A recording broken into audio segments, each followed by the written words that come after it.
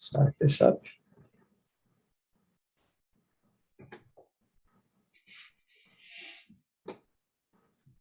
I have to accept this. Okay.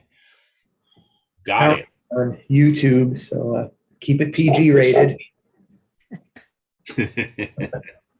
Or we'll get thrown off the internet. We'll get thrown off the algorithm. Well, I don't know. The algorithm might start if we get real controversial. The algorithm might push us even higher on the rankings. You never know. This isn't Facebook though. Oh, it's all Facebook that was boosting everybody that was controversial. We got more people. Yeah, I get a couple more join in.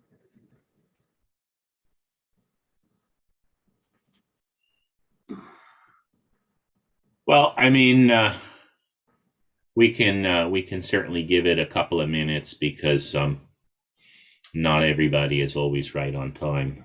Yeah.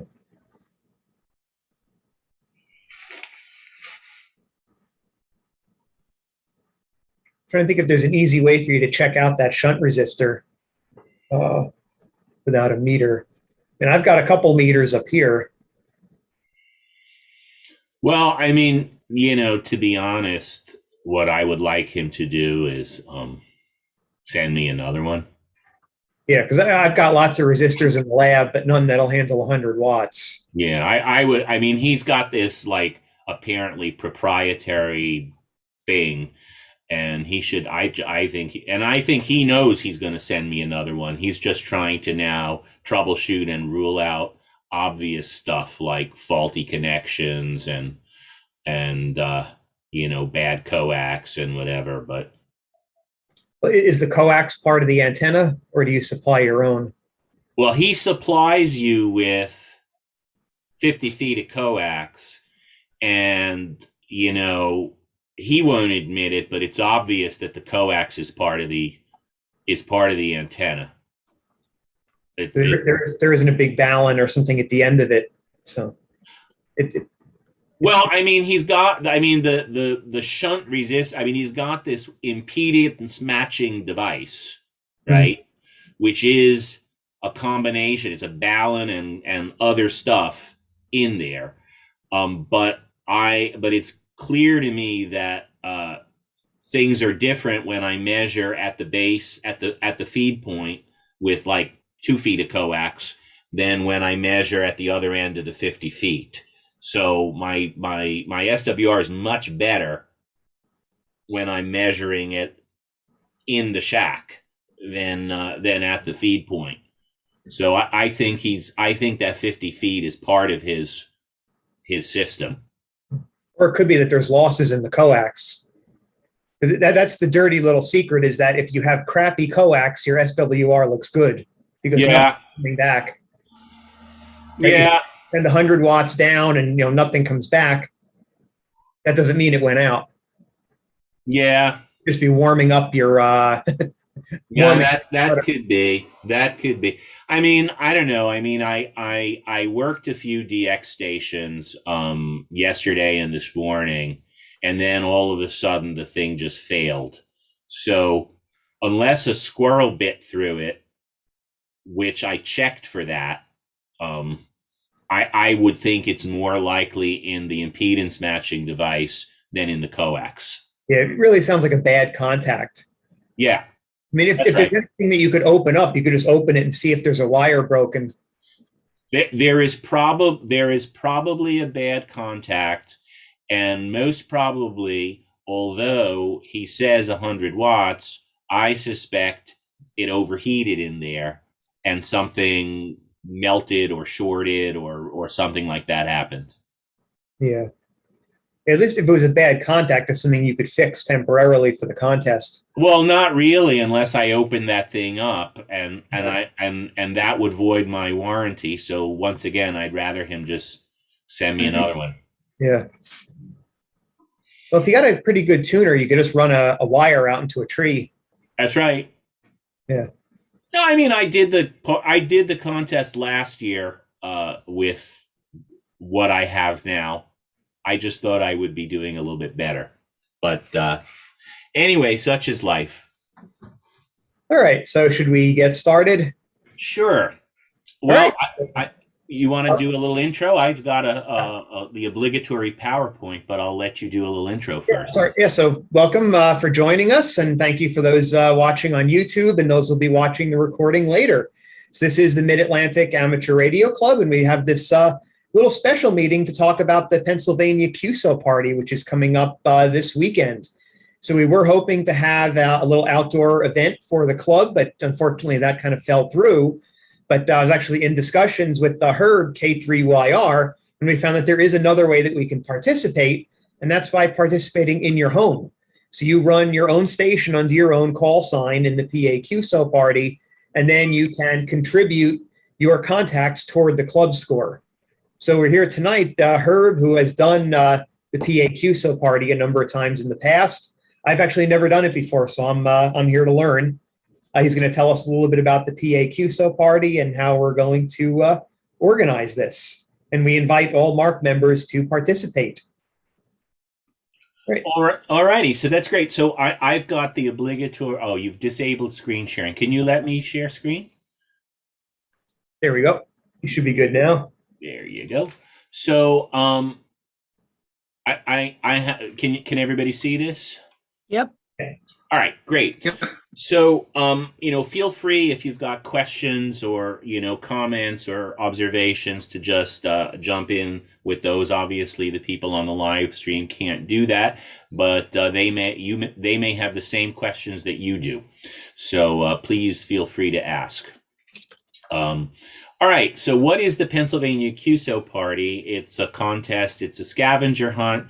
It's a chance to work all 67 counties in Pennsylvania in a single weekend, and it's fun. When is it? Well, there are two separate operating periods this coming weekend. It's Saturday, October 9th from noon to midnight Eastern time, and then there's a mandatory break. Everybody gets to sleep. And then Sunday, October 10th from 9 a.m. to 6 p.m. Eastern time. What modes are allowed? You can operate CW, and you can operate in any voice mode that is permitted by FCC regulations. So SSB, AM, or FM, no FT8, no RTTY, no digital modes. Which bands? Pretty much most of the HF bands. You're going to find activity on conditions permitting on 160, on 80, on 40, on 20, on 15, and on 10. The VHF and UHF bands are allowed. If you've got the equipment to run 630 meters or 2200 meters, I sure don't, but those are allowable bands as well. The only bands that you cannot operate on are the WARC bands, 12, 17, 30, and 60 meters. Those are not allowed for contesting. The 220s allowed? Yeah. I don't know how many contacts you'll make on 220 because one of the problems with 220 is very few people are on there, but it's an allowed band. Yeah. Can you use repeaters, Echolink, Wires X, things like that? No, absolutely not. Anything with a repeater, a satellite, VoIP protocols will not count for QSO Party credit. You have three different power categories that you could enter in. You could be high power. So if you're running 150 watts or above, you're considered a high power station. Low power is more than 5 watts, but less than 150. And then QRP is 5 watts or less. You don't have to be stressing yourself to measure PEP or ERP or anything like that. Power is measured at transmitter output. 5 different location categories you can enter in. You can be home, portable, mobile, rover, or county line. Home station is any station that operates from a single fixed location. It doesn't have to be a residence. So, for example, if we had a club station, it could be the club station that would be considered home. portable is a station that's set up in a single county with the intent of using it only during the QSO party and tearing everything down post-party. That's what we were going to do if we had been able to get access to the park. A mobile station is a mobile station, something that's capable of operating while in motion. A rover is a station that moves, but typically operates in a fixed location. Then they pack everything up and it drives to another location, sets up again, and operates from that other location. A county line station is something that is situated on or near the boundaries of two or more adjacent counties. And ideally, they want your antenna to be straddling the county line, but that is not mandatory. So if you were, for example, very, very close to the line between Delaware County and Montgomery County, you could, in theory, operate a county line station, and then people who contact you get credit for both of those counties. I am 3 blocks away from the Montgomery County line. I think that's a little bit too far for county line credit. There are 2 operator categories. You can have a multi-operator station. So if you have 2 or more operators sharing a single call sign, that's multi-operator. And single operator is just what it says, a station with 1 operator using his or her own call sign. Then you can enter, depending on what mode you like to operate, phone would be all your QSOs are in voice mode. Any combination of SSB, AM, FM, or whatever voice mode you use. CW would be all QSOs are CW. And then you could enter in mixed mode, where you have, as the name suggests, a mixture of QSOs using both CW and voice. And CW and phone are going to be scored differently. We will talk about scoring a little later, but phone contacts are generally worth 1 point, and CW contacts are worth 2 points, and that's before you apply your multipliers. So how do you make your contacts?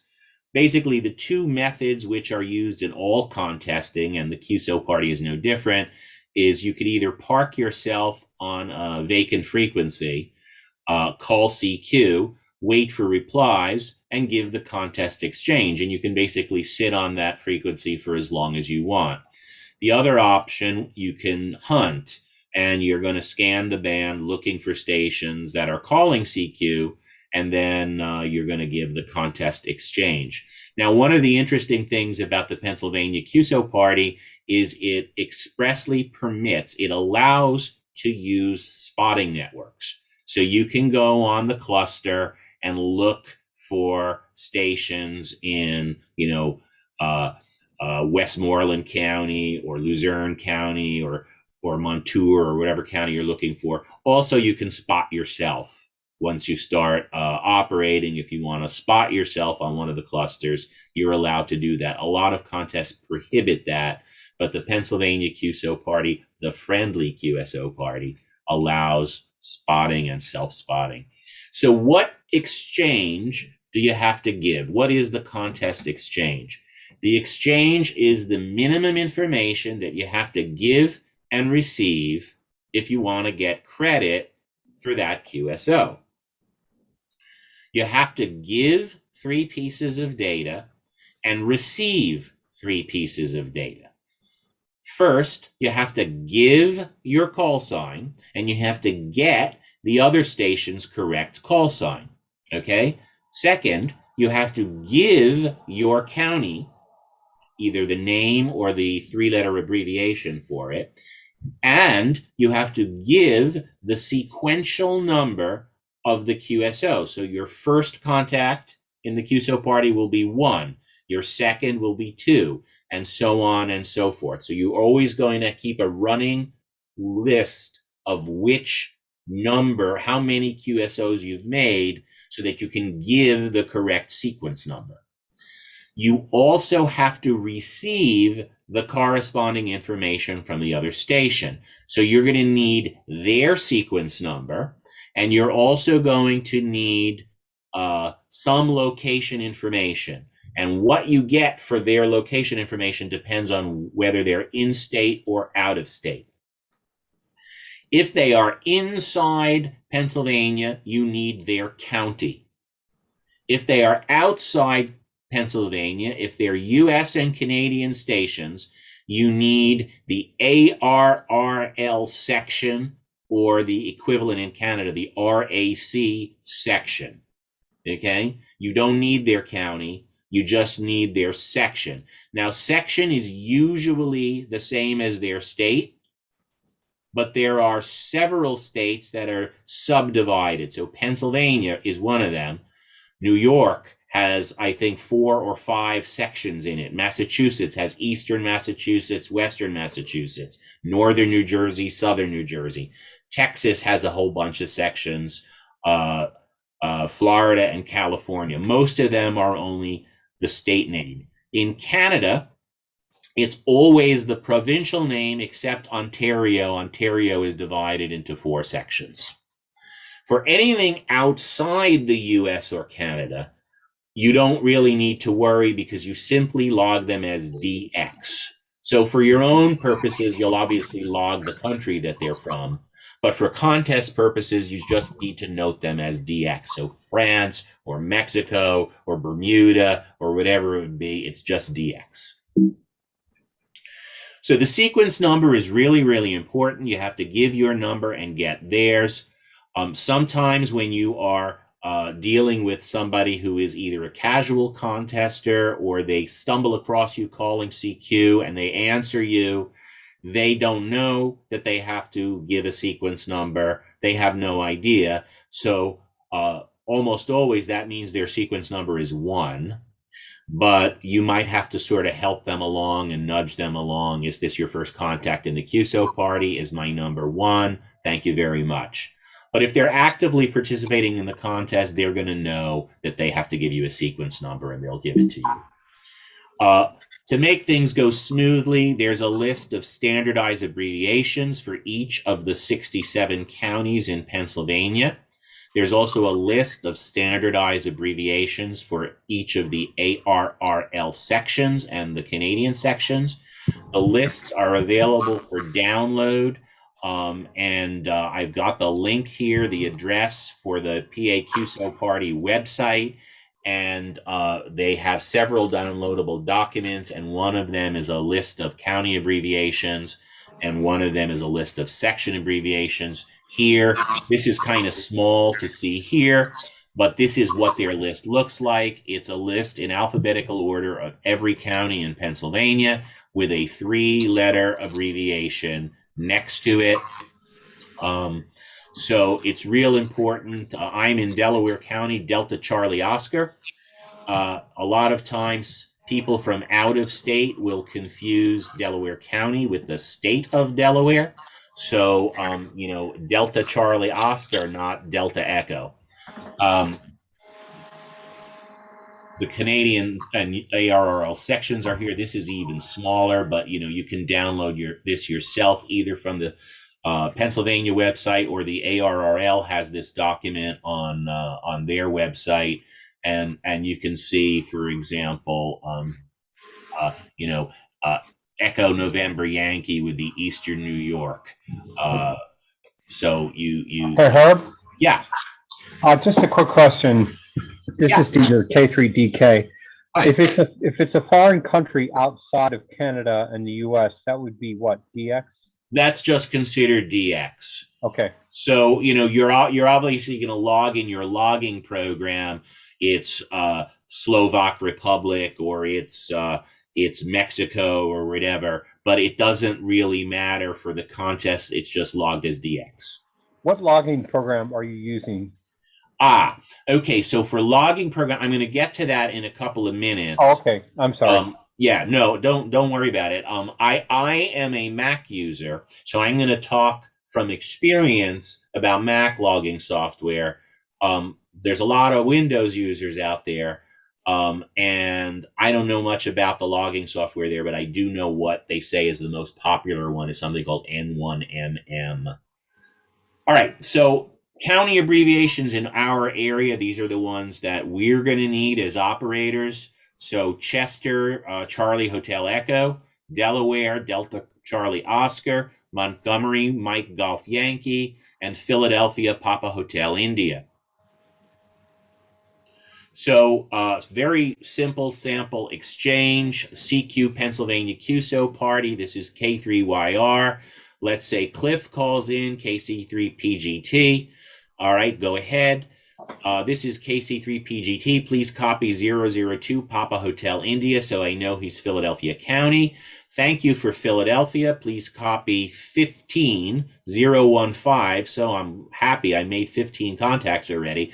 Delta Charlie Oscar. This is K3YR, and then you go ahead and call QRZ. So you're moving on to your next contact. Very simple exchange. A station outside Pennsylvania. So, for example, WA2RJO, he tells me he's in New York. Well, that's very well and good, but I'm going to tell him, thanks, I need your ARRL section. Which part of New York are you? So maybe he knows and he's going to tell me he's in Eastern New York, Echo November Yankee. Maybe he doesn't know his section, and he's going to say, gee, I don't know, I'm in Rockland County. Well, maybe you can figure that out. Oh, so you're in Eastern New York, right? Yeah, that's right. And you can always, you're supposed to get that exchange over the air, but as long as you know where he is, you can always fix that in your log. Again, most hams are going to know their section identifiers, especially if they're actively participating. Casual contesters and new hams might not know, so you might need to help them out. You are going to find people out of state who like to do the QSO party. So there are some folks who will do other states' QSO parties as a way of getting more counties that they can work because they know lots of stations from that state are active. There's a couple of DX stations that I see always working American QSO parties. There's this guy in the Slovak Republic, OM2VL. He's always doing the QSO party. So for sure, you'll probably run into him this weekend. So sections, although California, Florida, and Texas are also divided into sections, the biggies that you're going to face the issue with are going to be New Jersey, Massachusetts, and New York. So northern New Jersey, southern New Jersey, eastern and western Massachusetts, and then the four sections of New York, eastern, western, northern, and then New York City, Long Island. Once again, you can usually figure out the section yourself based on their QTH, especially if you have Google Maps or something open, you can usually figure it out. But technically, they're supposed to tell you. Again, go ahead. Yeah, I think that the league on their website has a PDF that shows all the sections. And that would also be for Canada too. Well, they do. They tell you what the sections are. And for the American sections, they're pretty good because there's a map that shows you in each state what counties belong to those sections. So you could go and figure out which New York counties are eastern, which New York counties are northern. Same thing for New Jersey. The problem is Canada. There is a link to a map from the RAC that tells you where the dividing lines are in Ontario, but I can't find a full-size version of that. I can only find a thumbnail of it. So hope your Ontario stations, your VE3s and VA3s know their section number because it's a little bit, I don't know, for me, I think it's a little bit tough to figure out based on a map. But they'll usually know it. The other thing too, if I have a station that works me and they don't appear to be a regular contestant and they say like, okay, I thought I would give you a call. I'm not really participating. what I do is I encourage them to work at least, 5 or 10 other stations. That way they don't appear as an orphan in my log. Well, that's true. That's true. But if you can just, that helps. But if they will give you sequence number 1, you've done your duty. Right. But I'll also encourage them to, get numbers out to other people. Correct. Yeah. That is correct. And here's a sample DX exchange. I picked this call sign because he's always active in everybody's QSO party. All right, so recap, always give your sequence number and call sign, always get the other guy's sequence number and call sign, always give your county. If it's an in-state Pennsylvania station, always get their county. If they're outside Pennsylvania, but in the US or Canada, get their ARRL section or RAC section. You do not need their county. There is an asterisk there, which I'm going to explain in a minute. For contacts outside the US and Canada, all you need is the sequence number. You'll just log them as DX. Why is there an asterisk? Nevada, Arizona, South Dakota. What's special about them? They are having QSO parties this weekend too. Okay? They are having their QSO parties the same weekend as Pennsylvania. Depending on band conditions and what bands you're operating on, you may well get contacts from those states, especially if you're operating like 20 meters or something. That's great because they're multipliers for you. Each new state is a multiplier. The same QSO can count for your credit in Pennsylvania and for their credit in their own state's QSO party. So that means that if you are working somebody in Nevada or Arizona or South Dakota, they are going to be giving you their county number, their county name. That's fine. You can record it or not record it, but they need to give it to you because they're counting you for the Arizona QSO party. Nevada stations, under the Nevada rules, they also need your section. So you're going to tell them Echo Papa Alpha, but you're still going to do the exchange of counties because that's what you have to give and that's what they have to give. None of those other QSO parties use sequence numbers. Pennsylvania uses it, but Nevada, Arizona, and South Dakota do not. So just remember, you need to both give and get a sequence number for you to have a valid QSO in your log. And just to complicate things further, I don't have a slide on it, but I think there is an international DX contest this weekend as well. I don't know what it's about and what the rules are because I really wasn't reading about it, but I heard some stations talking about it on the air this afternoon. All right, scoring. You do not have to keep score yourself.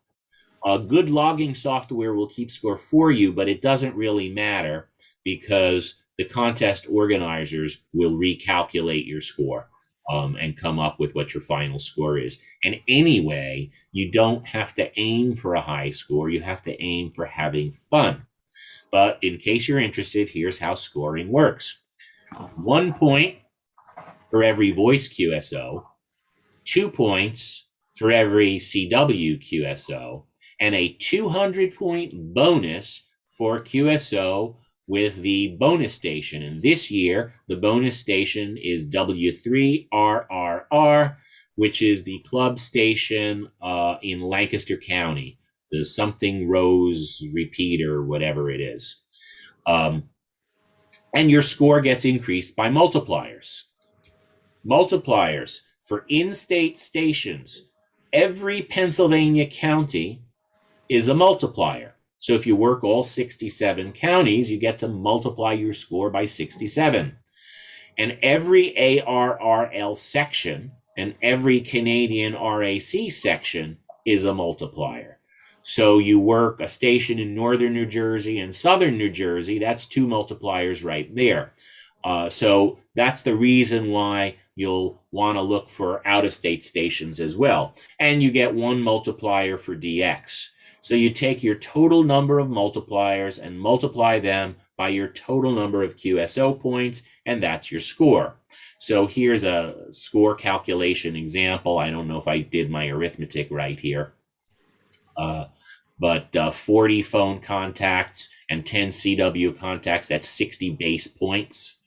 And then 40, 41, 42, 43, 44, 45, 46, 46 multipliers, so 60 times 46, 2,760. Okay, there you go.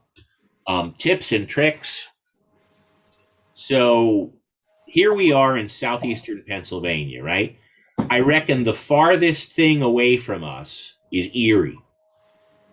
Like if you just drew a diagonal, Erie is about as far away from us as you can get and still be in Pennsylvania, right?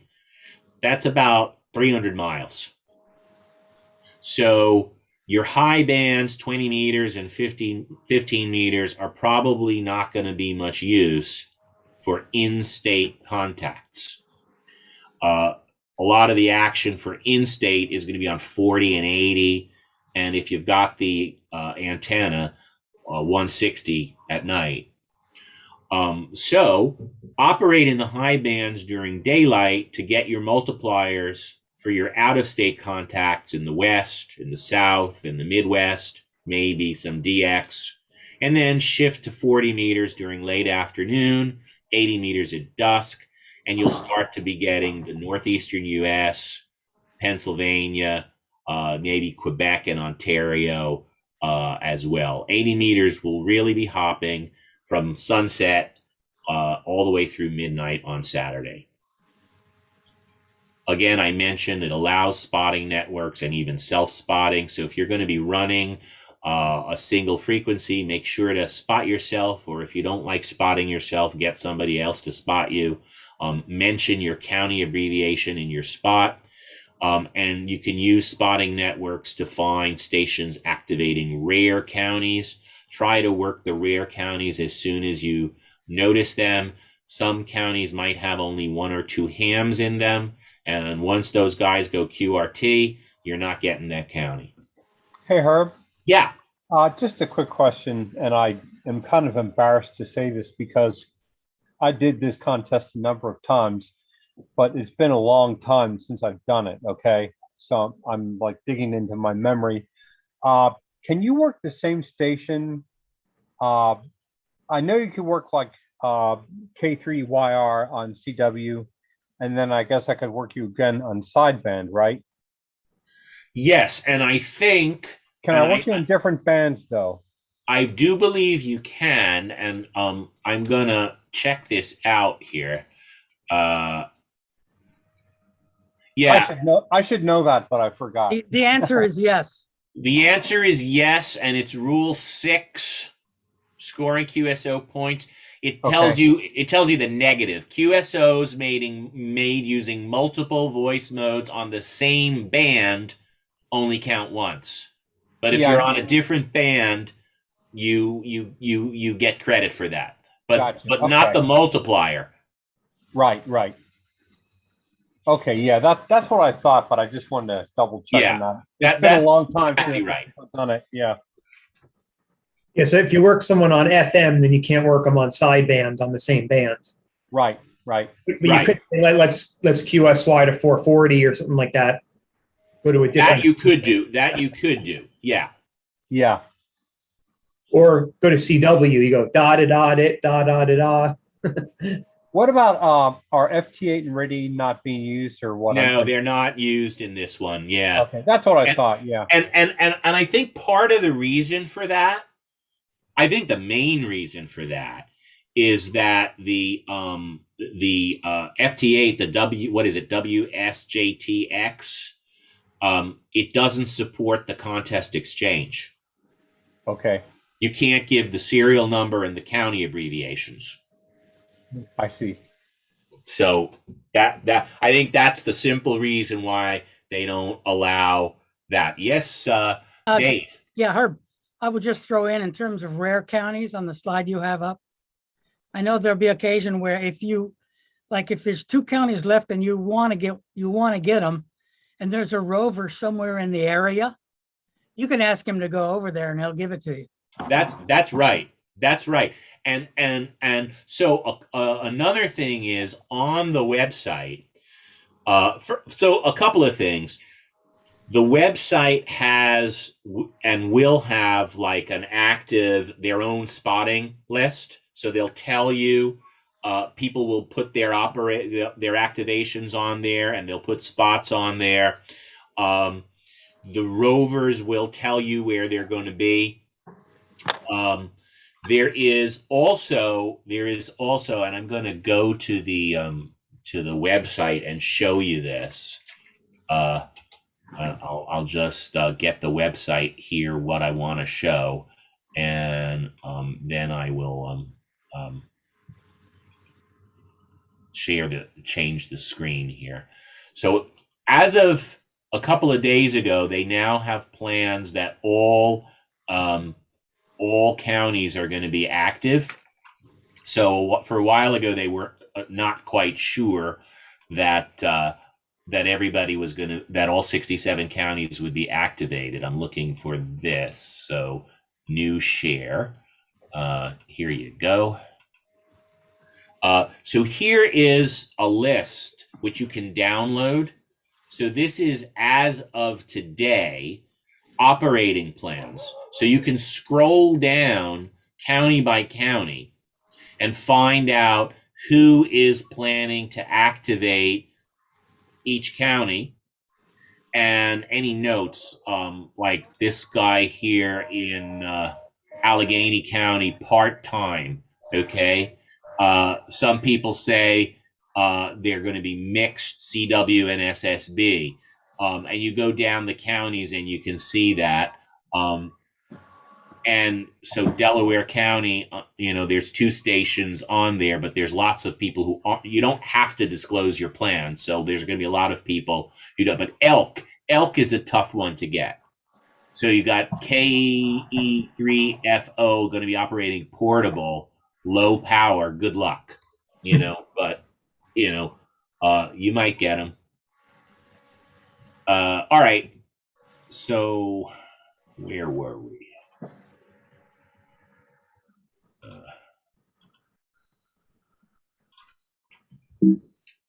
Logging. Okay, so this is going to get now to your question about logging. So obviously your score is only going to get counted if you correctly log your contacts and you submit a valid log to the contest administrators. It has to go in within 7 days of the end of the contest.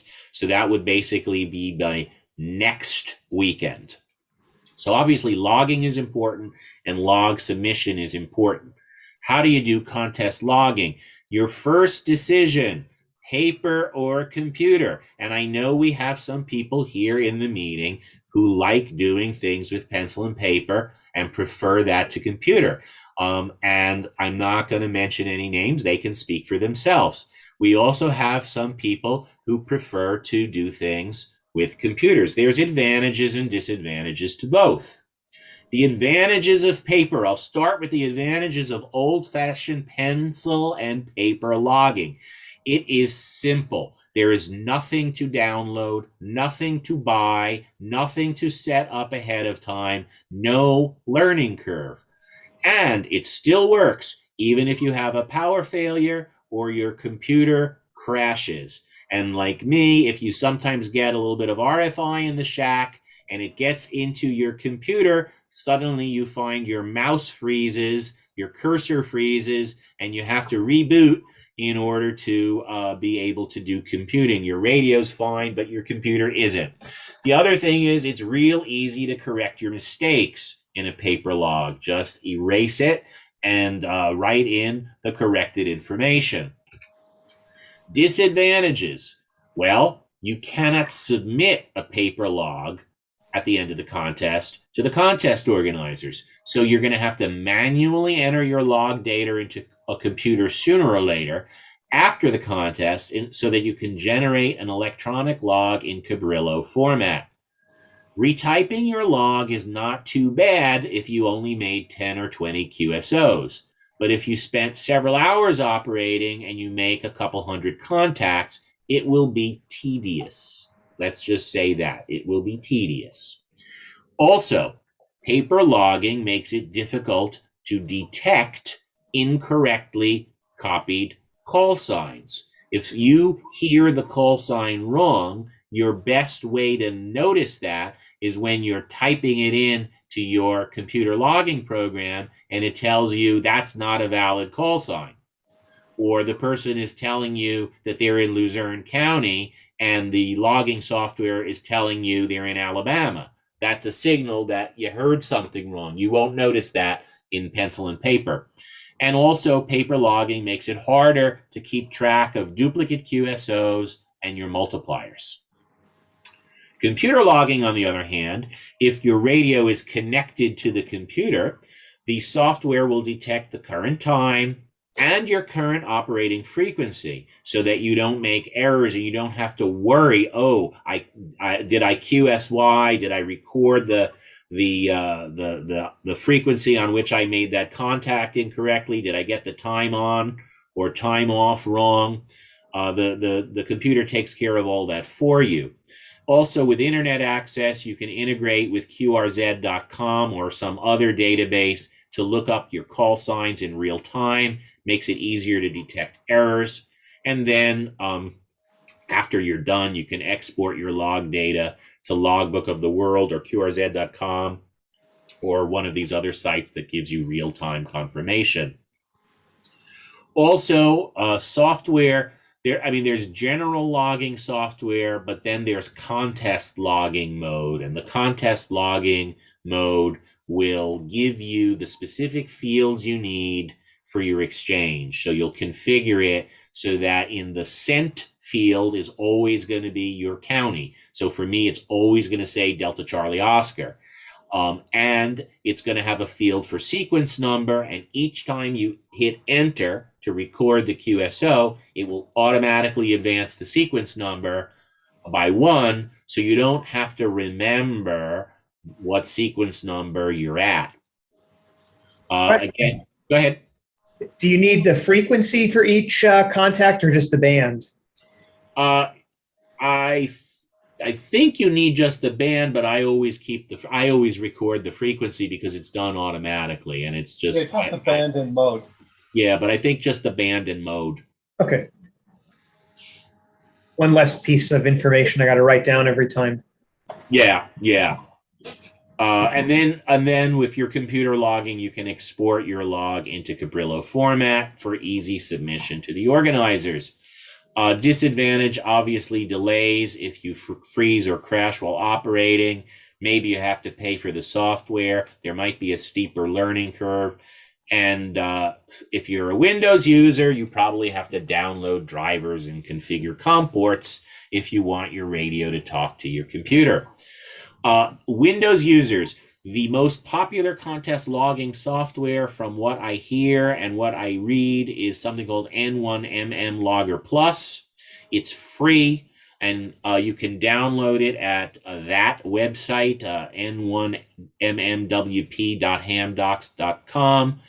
I have zero experience using it or any other Windows software because I've been a Mac user since 1984.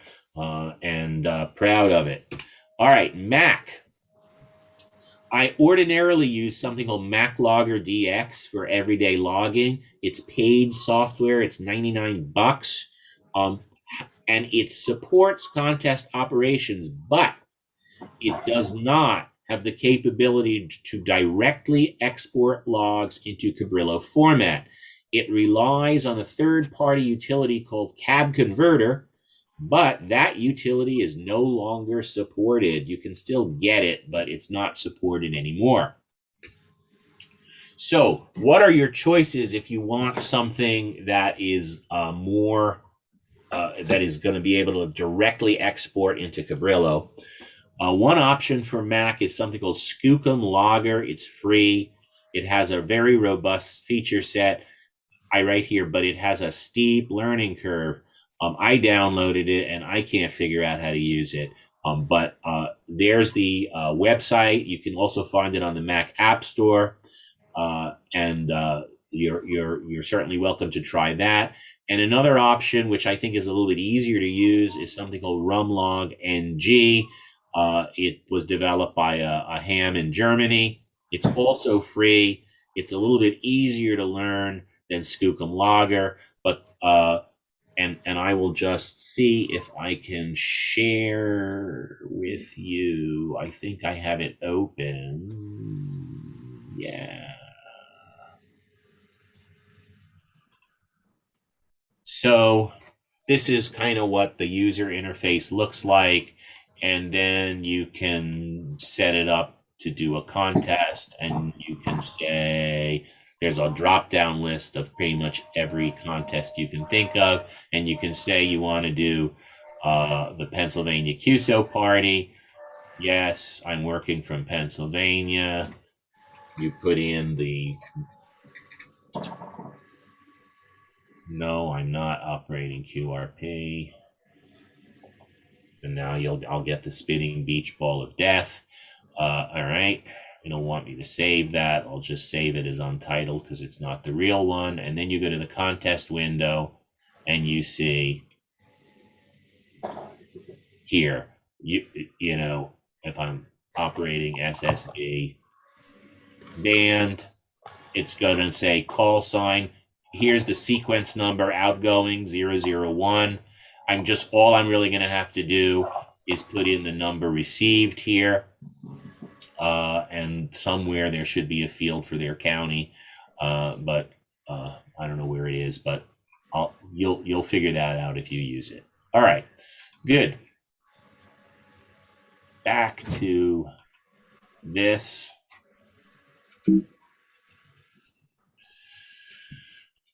Log submission. Once you're done with the contest, export your log into Caprillo format, then upload your log at the PA QSO Party website. Here's the web address. Make sure to fill up the club field with the following information: Mid-Atlantic Amateur Radio Club. That's what allows us to get shared credit. So what's going to happen is you're going to go to their website and you're going to go to log submission in the menu, and you're going to get this screen. And the first thing they'll ask you is, did you operate in-state or out of state? You're going to say in-state. That'll advance you to this screen. Did you operate fixed or portable, or were you mobile, rover, or county line? You make your choice there depending on what you did.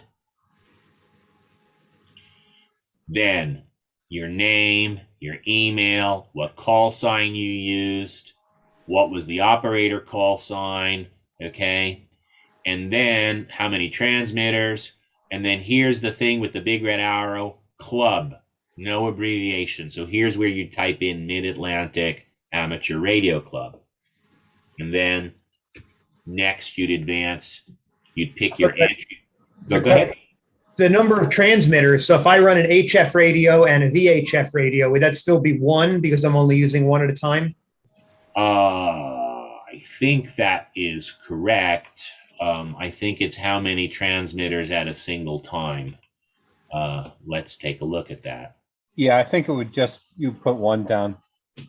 It kind of has to be because you know, you might have a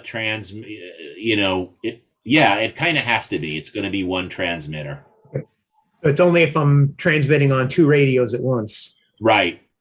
Maybe I'll do. Maybe I could do CW on one. Well, I mean, there are people who there are contesters who do that. By the way, one operator, single operator, two radios. SO2R. Yeah. I don't know how they do that. I just don't know. But I think they have two radios, and I think they have like a multiplexer for their antenna.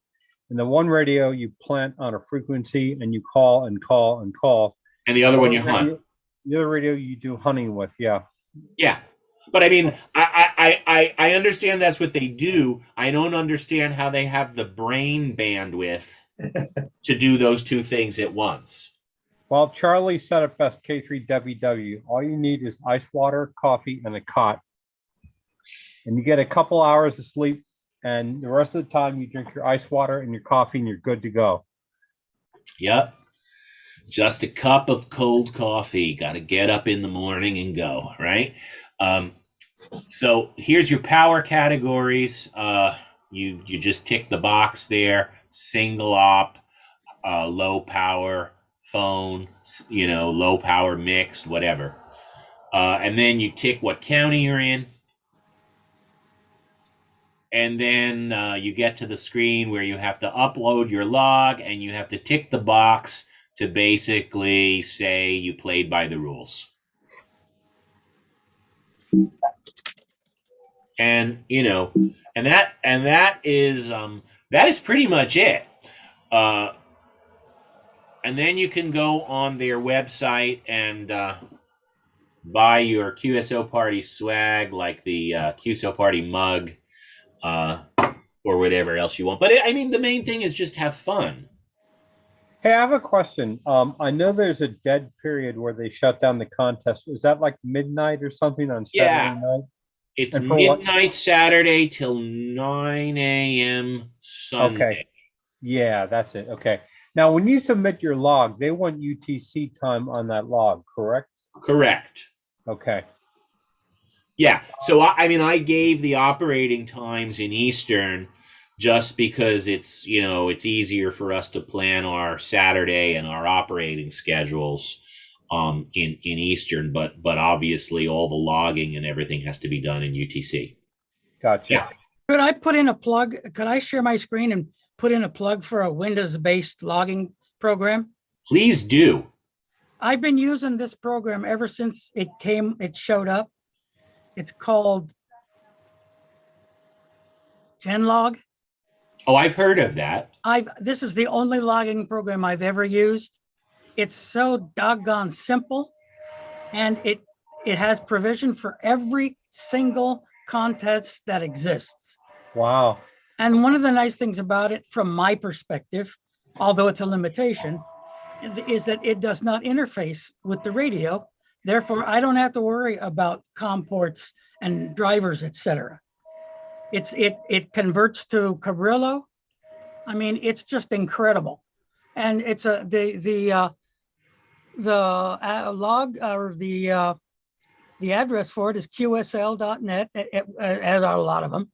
W3KM. If you just do a Google search for W3KM or GenLog, this is what you get, and it's so simple, it's phenomenal. And the only fields that it gets are the fields that it gives you, are the fields that are required by that contest. So you don't have to remember just about anything. GenLog. That's really good, and that's great information. Like I said, I don't log with Windows, so I don't know what's out there. I only know what gets sort of promoted in the different forums and stuff. But this is fantastic. Yeah, this is Dieter. I like N3FJP, and I know that our club uses that software for field day.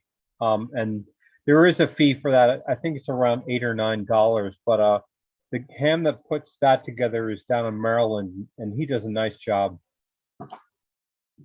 And they have a PA QSO mode for that? They do. Yeah.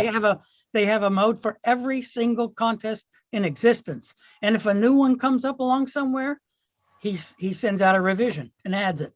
Yeah.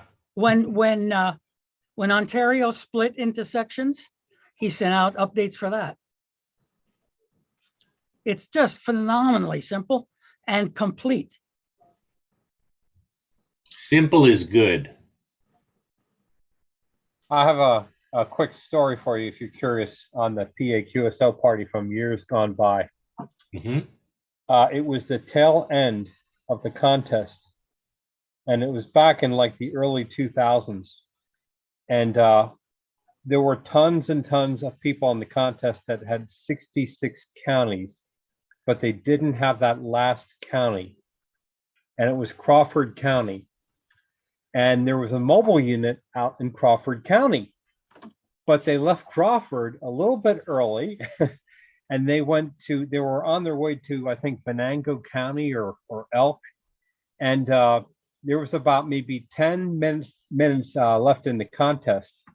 And they were talking to the ham that was mobile and said, listen, you need to go back to Crawford. And so they did a U-turn and they were doing 80 miles an hour to get back to Crawford before the contest ended. And they were taking a list of people to work that mobile once it hit Crawford County before the contest ended. And I made that list. Oh, that's wonderful. So that's wonderful. That was contest drama in real life. Well, I mean, so here, while you were telling that story, I put up on the screen a map of the Pennsylvania counties. This is available for download on the PA QSO Party website, and you can see it shows the boundary between EPA and WPA. And here's Crawford County, right up there, just south of Erie. Yeah. Once again, pretty much as far away as you can get. For some odd reason, we don't know why, but nobody crossed over from Erie into Crawford, and Erie has a ton of hams. So Crawford County was really, people were hurting for that year. I don't remember what year it was. And like I said, this mobile unit was deep into Venango County, and they were hustling to get back to Crawford. And let me tell you something, she worked a ton of stations when she hit Crawford. Yeah, I found that elk is sometimes difficult to get. Forest can be difficult. Which one did you say? Forest. Yep. Armstrong has historically been tough to get too. Yeah, last year Armstrong was like there seemed to be only one guy in there, and he was had a really weak signal. Yeah, they have a list of the rare counties on the PA QSO Party website and how it varied from year to year. Down in our area, if you are in Berks County, I guarantee you will not get high score for Berks County. There are too many big guns in that county. yeah. Now, Philadelphia County and Delaware County are highly desirable in our area. I have another question and a comment. Yeah. Do you happen to know, Herb, with the bonus points for the bonus station, will there be one station operating with that call or multiple? That is a interesting question. So let me go to the bonus station. Because I went to that section on the rules and it just has a generic statement that there will always be a bonus station, but that it will be either a fixed one or multiple. Yeah. So Red Rose. So yeah. I mean, I think there's only the one bonus station. Okay. They and obviously if you work them, you get the multiplier for Lancaster County. Yeah.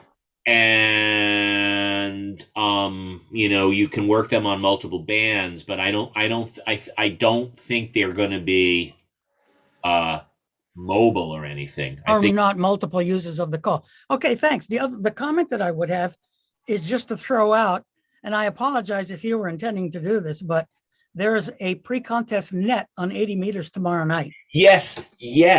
Thank you for reminding me of that, because I was going to put that on the slideshow and then I forgot. I have that here if you want me to share it. Could you please? Let me stop this share. Time and frequency, yeah.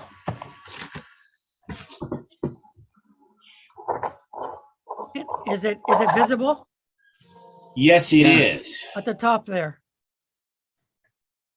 So Friday night, 8 p.m., 3910 plus or minus. Oh, 8 p.m. Eastern time. Okay. Thank you very much. Yeah, I was going to check out the website because I knew that they usually have a pre-contest net. Yeah, and they've been, another thing. So they have obviously the website, okay? There will be the pre-contest net, but there is also, wait for it, a Facebook group, QSO Party, Pennsylvania QSO Party Facebook group, and they have been pretty good at posting updates to what they're doing. And I think one could expect that as the contest gets underway, those are going to become more frequent, and there's going to be information and discussion on there. And basically, I'm just looking for it here. Here it is, Pennsylvania QSO Party. So while you're doing it, I have a question for Bob. Bob, am I correct that there's a public service event also tomorrow? No, unfortunately, that public service event has been canceled. Okay. Jeremy sent out an email. Oh, yeah. And unfortunately, the group that we were going to help out decided to downsize their event and felt they didn't really need us. Okay, I remember that now. Thanks. So here, the last update was 18 minutes ago, and the latest list of operating plans now available. The following files have been updated: mobile routes and rover locations. All 67 counties should be active, et cetera, et cetera. So I would imagine that not only you're going to have admin updates, but operators are going to be posting things as well. Like this guy posted a picture of his antenna. A lot of these amateur radio Facebook pages are just what I call antenna porn.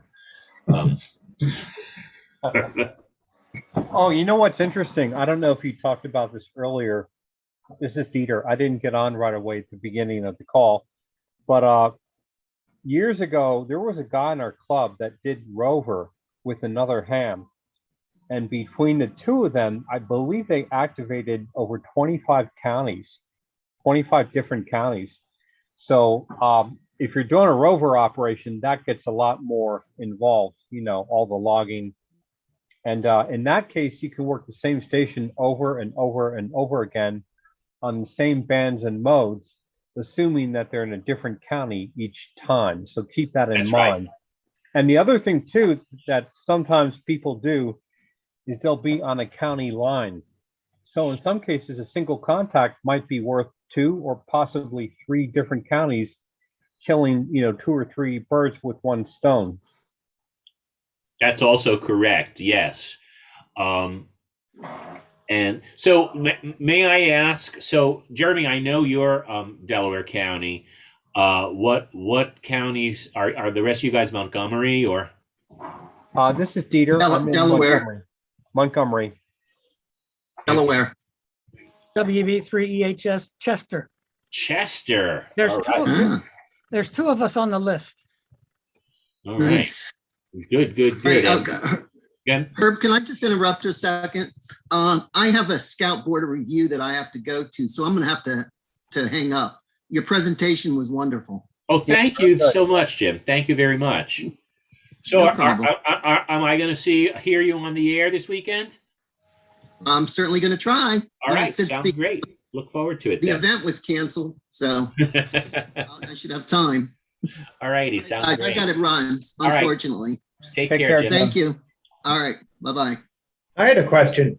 I think on the website, there was something about suggested frequencies on HF. Is most of the activity on or around those frequencies? Well, no. 80 meters, you are going to be down to the half or the quarter, because it's jammed.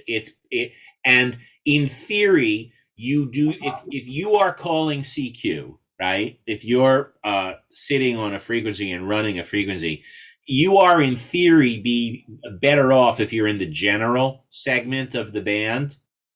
But the reality is that 80 gets so crowded that you are going to see people in the advanced segment of the band as well. And that's unfortunate because that's the DX window, but they're going to be setting in there because there's no space anywhere else. My experience has been that I operate 3 contests a year. I dabble in a couple of other ones. And in the rules section of every single contest, they have that disclaimer. And nobody pays attention to it. That's my experience. I mean, if you paid attention to it, there would only be 4 or 5 big gun stations. That's right. That could operate. That's right. Now, I mean, the other side of that coin, of course, is 80 meters is a challenging operating environment. We're being live streamed, so how can I say this diplomatically and delicately? I have to get ready with the censorship button here. Yeah, get ready with the censorship button. There are a lot of folks who have been in either on nets or on roundtables for like 50 years on the same frequency on the 80 meter band. And they get testy when their frequency isn't available at the time they want it, even if somebody else has been using that frequency for a couple of hours. And so the state QSO parties, Pennsylvania, New York, West Virginia, whatever that's in our area, that it really irks some of these guys on 80 meters because the whole band is being used for that. And just like field day, you know, this happens in field day every year. Yeah. You know, So it's a disclaimer put on there by the organizers, so they can always say to those nets to complain. And I'm a net guy too, by the way. They can always say to them, "Look, we tried." Yeah, that's right. I mean, you know, it is frustrating because there, you know, on any given weekend, there's always a contest somewhere. Yes. But you know, a lot of the DX contests aren't going to be they're not going to be affecting, even though 80 meters is a valid band, they're not going to be affecting 80 meters that much. But this one, by its nature, a lot of the action is on 80. And, you know, New York is another one where a lot of the action is on 80. And, you know, it just irks some of these people, and there's nothing you can do about it. But there's no way you're going to shoehorn yourself into that recommended frequency. There's just take a look at what your waterfall looks like, and you know, every available space is going to be taken up. I have an interesting experience for you from a frequency perspective with privileges. Mm-hmm. Years and years ago, I had a general class license, and I was listening to a VK0 on Heard Island. He was in the extra class portion of CW. He refused to come out of that area, and he would not listen outside of that range. You can imagine my frustration. Yeah. Heard Island does not like hams down there anymore. They only want scientists now. They do not want weather guys. That's it. So not only didn't you work it, you're never going to. Is that what you're saying? Yeah, probably never. Yeah. I mean, and sometimes they won't move because they can't. I don't know what the frequency allocations are there, but I mean, sometimes there is no overlap with the U.S. general portion under their frequency allocations in their home country. Yeah, I think, well, you know, VK falls under Australia, so I think he could have come up quite easily, but he wouldn't do it. And he had a lot of other hams angry too. And then there's the Bouvet de-expedition almost 2 years ago, which was a flop because they lost an engine on the boat when they were at Bouvet, and they couldn't get a chopper off the boat. They had 2 helicopters, one as a backup factor, and they had 2 pilots, because the only way to get from the boat, well, I should say the ship, to the island was by helicopter, but they couldn't take off because they had 30-foot swells. And then they lost an engine. So that was like $1 million de-expedition that never happened. Oh, no. And the weather and the conditions were so bad and dangerous that they couldn't steam from Bouvet back to Argentina. They had to steam their ship from Bouvet all the way over to Africa. So that was kind of sad, but they will try another de-expedition to Bouvet soon.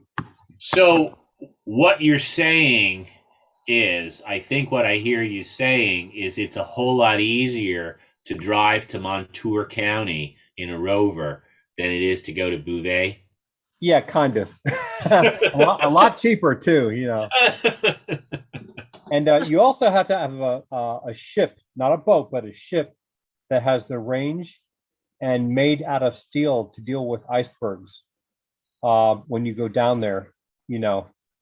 And Bouvet oftentimes has winds in excess of 75 miles an hour, at least 3 to 5 days out of every week.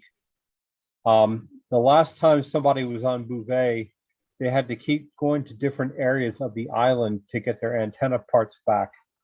Yeah. And right now there are two different groups, two different de-expedition groups that are vying to be the next one to get there, which is kind of interesting to watch the competition. Herb, I just wanted to toss one more thing out about the contest, and that is the reality for anybody that hasn't done that, the reality that there will be a lot more stations participating than there will be logs submitted. Yes. Yeah, That's how and it always works. that's why I tell somebody that is not going to submit a log, Yeah, work several stations. Yep. Don't just work me, okay? Work other guys too, like 5, 6, 10, 12, whatever, you know. Yeah. Then you can hang up the microphone or the key. I mean that's absolutely right. And also, you know, I don't know what kind of working conditions you gentlemen have, but there like in everything else, there's going to be a few really high powered, serious operators out there.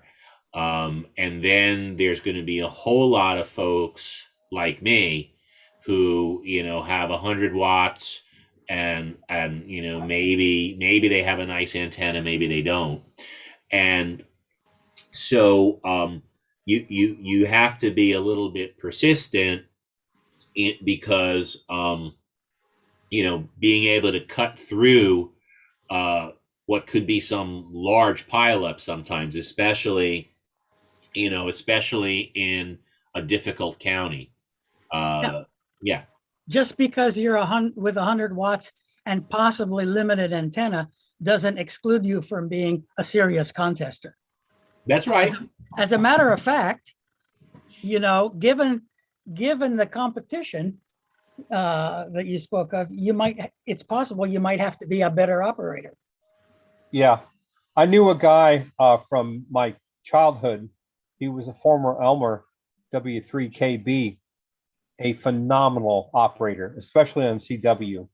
And he's out in Dauphin County. And about 10 years ago, he got on the contest, the PA QSO Party, for the first time. And he is not a contester. He's a DXer, okay? He was operating QRP in the contest. I think he had the second highest score that was ever achieved for Dauphin County overall. And he did it QRP, 5 watts. So, I mean, power is nice, but it isn't everything. Yeah. And one of the things that I always tell people is it's great getting heard, but half of the hobby is listening. And you know, I sometimes find that the stations that are low power, weak signal stations are often better at hearing me than the big guns, because the big guns don't want to bother to listen for anything under an S9. That's right. They just don't want to bother. That's right. And so if it's not armchair copy S9 plus plus, it's like they don't hear it. They Move just on. don't hear it. I And- will. Yeah. I will say this much though, when it comes to big guns, W3LPL here's band openings 2 hours before we do or anyone else, and he hears the band open 2 hours after everybody else is done listening. If you go to W3LPL's QTH in, I think, Maryland, Mhm. he has like about 10 towers, and a lot of them are approaching 200 feet. So, but That'll he's, do it. yeah. I don't know. I guess he built all that stuff before zoning laws. Jeremy, when are you putting up your 200-foot tower? Yeah, when I buy out the whole building, I guess. Yeah. He's a contractor and does government contracts for the federal government. He has a lot of money. So yeah. Yeah. Well, I mean, it's a combination of money and land. He also has an open house once a year in spring, and you ought to see the people, the hams that come to visit. I gotta go, guys. All right. All Take care. righty. Well, thanks very much. The U.S. men's national soccer team is playing Jamaica in a World Cup qualifier. I want to catch part of that. All righty. So All right. Well, we'll catch you on the air this weekend. I will be there. Thank you very much for the presentation, Herb. Thanks very so good. much for Thank you. joining and for Very your well excellent done. participation and questions. Thank you. Yeah, thanks. This is a great presentation. Thanks so much. Are we done with the live stream or? I think so. Should we shut down the YouTube? Yeah.